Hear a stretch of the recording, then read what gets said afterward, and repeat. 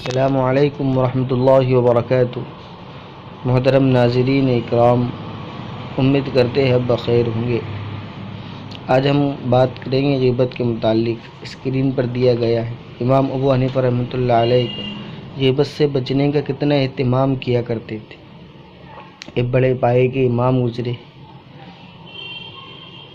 تو فرمایا، یہ مشہور بات تھی ان کے درس میں کہ وہ غیبت نہیں کرتے تھے اور نہ ہی کسی کی غیبت سننے کو پسند کرتے تھے۔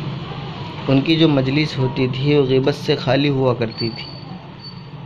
اللہ والوں کی مجلسیں ہے، با رونق ہوا کرتی ہے۔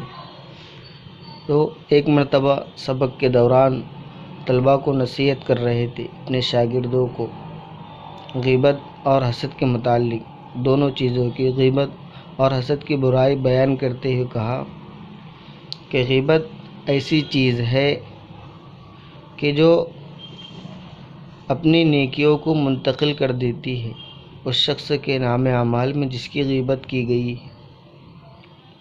یعنی ہم کسی کی غیبت کرتے ہیں تو ہمارے نام اعمال سے ہماری نیکیاں جس کی غیبت کی اس کے اعمال کھاتے میں چلے جاتے ہیں، اس کے اکاؤنٹ میں چلے جاتے ہیں۔ اس لیے فرمایا کہ میرے ذہن میں، میرے دل میں اگر غیبت کی کوئی بات آتی ہے تو میں اپنے والدین کی غیبت کرتا ہوں، تاکہ میرے نام اعمال اپنے ماں باپ کے ہی کھاتے میں چلے جائے، گھر کی چیز گھر میں ہی رہ جائے۔ اس لیے غیبت سے پرہیز کروں۔